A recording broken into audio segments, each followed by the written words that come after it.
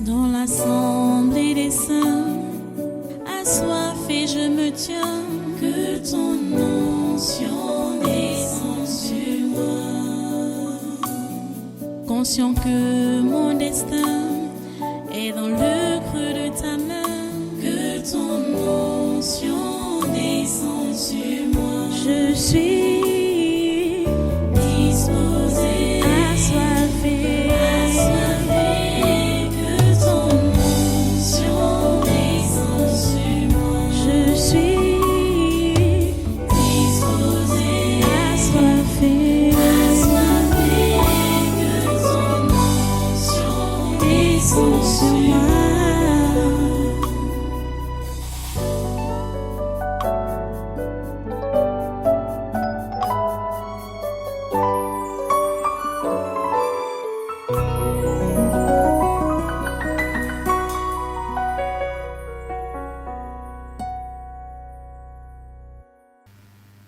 Tout ce que je mentionne là, Paul a connu ça. Il a connu ça. Et il a dit, il a bravé tout ça là. Et il a appris à vivre dans tous les contextes. Si tu n'apprends pas à vivre dans tous les contextes, tu ne pourras pas vivre dans le contexte où tu deviens une source de bénédiction. Parce qu'en fait, quand Dieu va te donner, ou il va te bénir, comme vous aimez entendre, ce n'est pas pour que tu puisses te vanter que Dieu m'a béni, hein, j'en ai assez, machin, tout ça là. Et quand tu as donc su braver toutes les étapes et que maintenant Dieu te donne assez, ce n'est pas pour que tu te vantes, comme je l'ai dit tantôt, mais c'est pour que tu sois maintenant une source de bénédiction.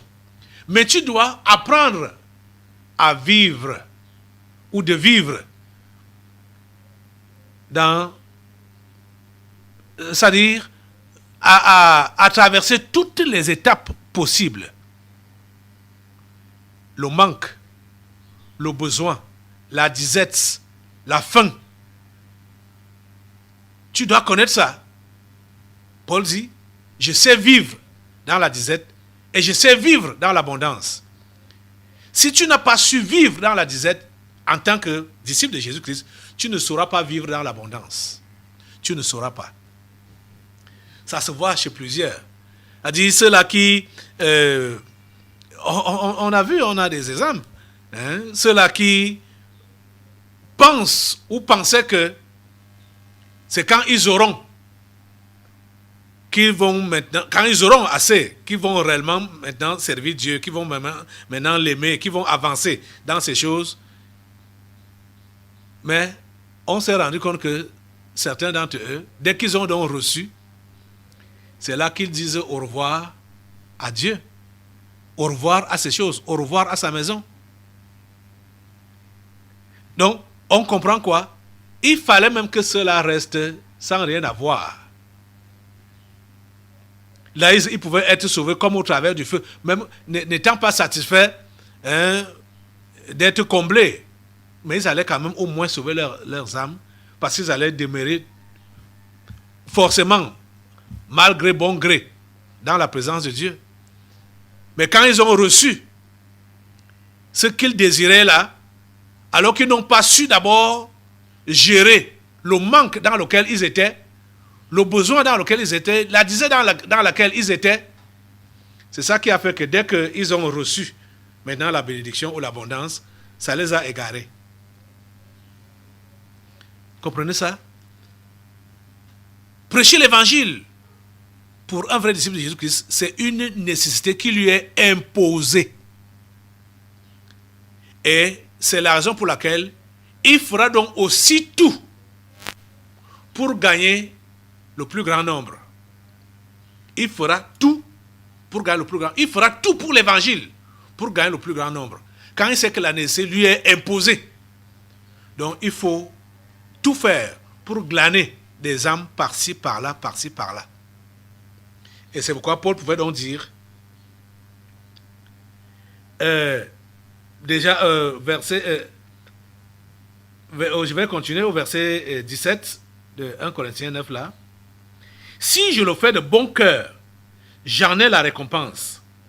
Mais si je le fais malgré moi, c'est une charge qui m'est confiée. Vous voyez que le vrai disciple de Jésus-Christ, c'est que prêcher l'évangile, c'est bon gré, mal gré. Bon gré, mal gré. Tu dois le faire. Sinon, tu es sous la malédiction. Ça, c'est clair.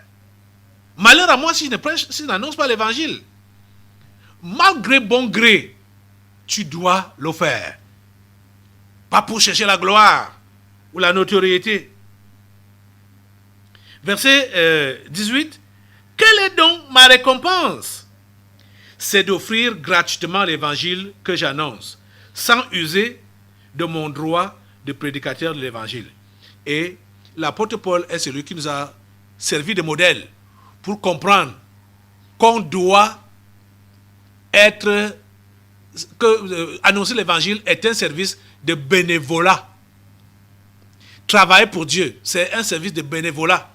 Même comme la récompense est prévue, ce n'est pas la récompense qu'on doit regarder et qu'on doit réclamer. On doit comprendre qu'on est des bénévoles. Puisque, comme beaucoup n'ont pas appris ça, mais vous avez appris que le vrai disciple de Christ, c'est son esclave. Et l'esclave ne réclame aucune paye. L'esclave ne réclame aucune récompense.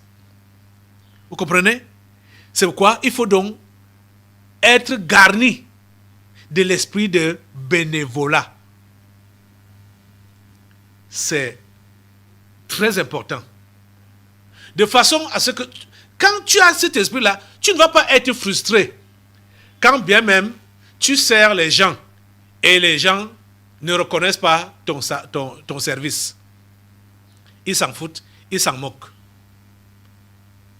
Tu essuies les ingratitudes en face comme ça, de la part de ceux-là que tu sers, volontairement et gratuitement et généreusement. Tu ne seras pas frustré quand tu sais que c'est ton devoir de leur rendre service gratuitement. Tu ne seras pas frustré. Si tu es frustré, ça veut dire que tu veux donc une récompense, tu veux une rémunération. Et quand tu veux une rémunération et tu ne l'as pas, tu vas donc mal faire le travail. C'est pourquoi tu dois donc être armé, toi enfant de Dieu, de l'esprit de bénévolat. Encore mieux, l'esprit d'esclave. Parce que l'esclave ne sert pas son maître pour avoir une rémunération. Si vous ne faites pas comme ça, je vous assure, vous n'irez pas loin dans le service de Dieu si vous êtes réellement un appelé. Vous allez vous égarer parce que vous voyez que vous travaillez et vous ne bénéficiez de rien. Au contraire, ce sont des ingratitudes, ce sont des moqueries, ce sont des injures, c'est ça que vous essuyez tout le temps et vous allez dire à quoi même me sert ce dévouement? Ça me sert à quoi de m'engager comme ça à servir les gens, à donner et ne recevoir que des injures, ne recevoir que de l'ingratitude. Tu vois, c'est parce que tu as oublié que si tu sers Dieu, tu es un bénévole. Encore mieux, tu es un esclave. Donc tu n'as rien à réclamer comme récompense. Dieu sait que les gens que tu sers, qui t'a donné servir, ces gens-là vont faire ce qu'ils te font là. À toi de supporter et à toi de ne rien réclamer. Je te dis, ne réclame rien. Ne réclame pas la rémunération, ne réclame pas la paye. Fais gratuitement et volontairement et avec le même élan de cœur le travail que Dieu t'a demandé de faire. Tu comprends ça? Quelle est donc ma récompense? C'est d'offrir gratuitement l'évangile que j'annonce, sans user de mon droit de prédicateur de l'évangile. Car, écoutez bien alors ici là, oh mon Dieu, verset 19, car bien que je sois libre à l'égard de tous, je me suis rendu le serviteur de tous. Vous savez que ministre égale serviteur. Serviteur égale esclave. Vous comprenez ça? Je me suis rendu donc l'esclave de tous afin de gagner le plus grand nombre. Vous comprenez donc ça? Tu es serviteur de tous. Et c'est pourquoi tu n'as rien à réclamer. Tu n'as rien à revendiquer. Tu dois faire volontairement, gratuitement, le service qui t'a été confié. Et tu dois le faire avec le même élan avec lequel tu as commencé. Tu ne dois pas t'arrêter et dire, Seigneur, maintenant, tu tends la main, la paye. Maintenant, la rémunération. Et je te dis qu'au fur et à mesure que tu avances, c'est comme ça que tu seras face à plus de combats, à plus de chocs, à plus d'ingratitude. Je t'assure. Et à plus de déception. Tu vois que tu t'investis pour les gens. Ce que tu veux pour eux là, c'est le contraire que tu vois. Ils te montrent le contraire. Je sais, moi qui vous parle, je sais qu'ici là, j'ai plus d'ennemis que d'amis. Je ne sais pas si j'ai même des amis ici là. J'ai dit vous-même, vous qui êtes là. Je n'ai pas confiance en vous. Mais je me donne pour vous. Je fais tout pour que certains parmi vous là soient sauvés. Même comme vous me détestez. Je le sais. Je le sais. Vous voyez?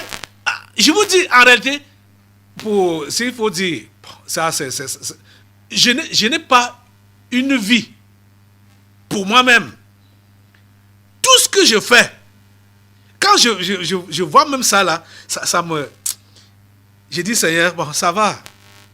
Tu m'as appelé pour ça et je vais le faire. Ce travail, c'est pour vous que je vis. Comme Paul l'avait si bien dit, pour votre avancement dans la foi. Mais je sais que la majorité d'entre vous là, vous me détestez. Vous ne me voulez pas du bien. Je le sais. Je le sais. Mais ça ne me dit rien.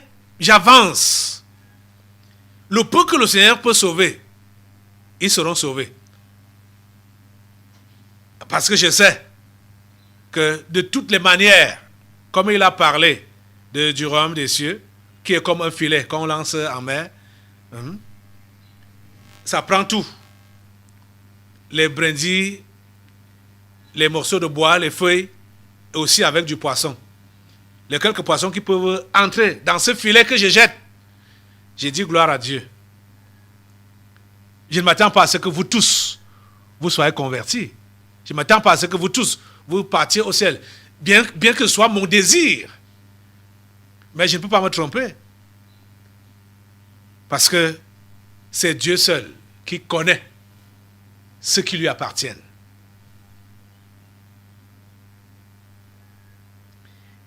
Paul dit, car bien que je sois libre à l'égard de tous, je me suis rendu le serviteur de tous, afin de gagner le plus grand nombre. Vous voyez que Paul parle ce que je viens de dire là. Il savait que tous ne vont pas être gagnés, que tous ne vont pas être sauvés. Mais il met le paquet pour que ceux qui peuvent l'être le soient. C'est ça que le vrai serviteur, esclave de Dieu, est appelé à faire. Et il dit donc, c'est là qu'on va conclure, avec les Juifs, j'ai été comme Juif, afin de gagner les Juifs. Avec ceux qui sont sous la loi, comme sous la loi, quoique je ne sois pas moi-même sous la loi, afin de gagner ceux qui sont sous la loi. Avec ceux qui sont sans la loi, comme sans la loi, quoique je ne sois point sans la loi de Dieu, étant sous la loi de Christ, afin de gagner ceux qui sont sans la loi. C'est là donc qu'on a, comme Jésus disait qu'on devait reprendre aujourd'hui, verset 22 là, j'ai été faible avec les faibles, afin de gagner les faibles. Je me suis fait tout à tous, afin d'en sauver de toute manière quelques-uns. Ça, c'est donc le résumé. Que ce soit juif, ou que ce soit les gens sous la loi ou sans la loi, le résumé, c'est les faibles. Et c'est donc ce que j'expliquais hier.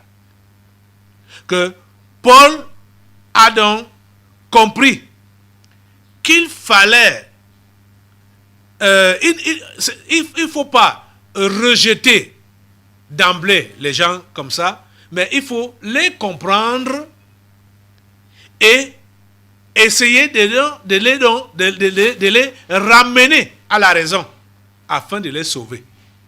Ce n'est pas que parce que tu l'as vu dans les boissons, toi si tu t'assois avec lui pour boire, ou tu l'as vu forniquer, tu dis ok, bon, on est tous des hommes faibles, bon, tu forniques aussi. Non. C'est que tu ne le condamnes pas, tu ne le rejettes pas d'emblée, du coup comme ça là, mais tu le prends pour l'exhorter à changer. Ce n'est pas que tu vas l'encourager dans ce qu'il fait pour dire, ah voilà, bon, oui, je te comprends, la chair est faible, hein, donc ça va aller, donc tu peux, hein, tu es toujours chrétien malgré ce que tu as fait. Ce n'est pas ça. Ce n'est pas ça. J'ai déjà expliqué ça hier, donc je ne vais pas revenir là-dessus. Et il dit donc que je fais tout à cause de l'évangile, afin d'y avoir part. Je fais tout à cause de l'évangile, afin d'y avoir part. C'est à cela que nous sommes appelés. Donc, payer le prix. Quand il dit, je fais tout à cause de l'évangile, donc payer le prix pour l'évangile. Ça veut dire quoi? Avoir une conduite digne de l'évangile en tout et partout.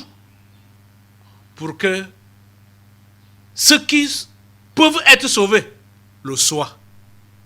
Mais nous ne devons pas être un sujet de scandale pour ceux-là qui sont appelés à être sauvés. Vous comprenez? Voilà, le temps est déjà beaucoup passé. J'ai parlé aujourd'hui plus que tous les autres jours. Nous allons arrêter là aujourd'hui. Tu vas te mettre debout pour la prière maintenant et demander à Dieu la grâce de comprendre tout ce qui a été déversé dans ton esprit là. Tout ce qui a été déversé dans ton esprit. Demande à Dieu de comprendre cela et de t'exécuter. Tu comprends? Nous avons compris l'essentiel aujourd'hui qui nous fait comprendre que ce travail que Dieu nous a confié n'est pas là, on ne doit pas le faire pour chercher la gloire ou pour chercher la récompense, la rémunération. Ce n'est pas pour cela que nous devons faire ce travail. Si j'annonce l'évangile, ce n'est pas pour moi un sujet de gloire, car la nécessité m'en est imposée et malheur à moi si je n'annonce pas l'évangile. Et on doit comprendre que si tu t'es arrêté, tu ne fais plus comme tu as appris à faire quand tu avais compris le message de l'évangile et que tu as compris que tu devrais témoigner de cet évangile.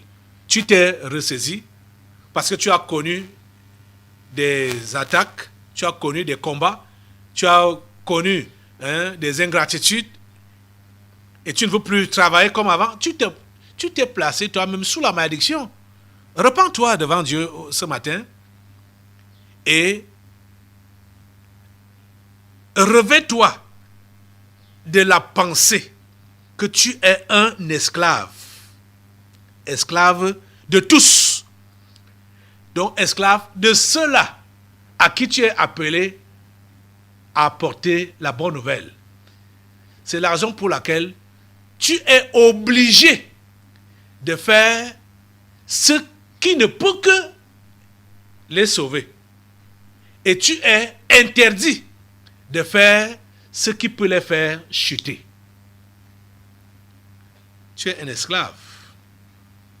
Esclave de Dieu, esclave de l'évangile, esclave de l'église, esclave de tes frères et sœurs, esclave des païens qui sont appelés à se convertir.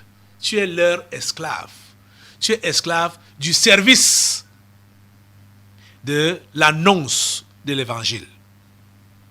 Tu n'as pas de choix que de te plier et de demander à Dieu d'accomplir toute sa volonté dans ta vie et pendant ton service. Merci Seigneur, parce que tu enrôles tes esclaves encore ce matin pour ce service. Pendant cette période, pour cette génération. Merci au Dieu, parce que tout ce qui avait dans leur pensée, comme mauvaise pensée, comme mauvaise attitude, comme mauvaise compréhension, cela est enlevé maintenant. Et Seigneur, tu leur donnes de comprendre tout ce qui a été dit depuis jeudi jusqu'à ce matin. C'est au nom de Jésus-Christ que je te le confie et que j'ai prié. Amen. Amen. Assois-toi. Nous allons maintenant passer aux délivrances prophétiques. Dans l'assemblée des saints, assoiffé je me tiens, que ton onction descende sur moi. Conscient que mon destin est dans le creux de ta main, que ton onction descende sur moi. Je suis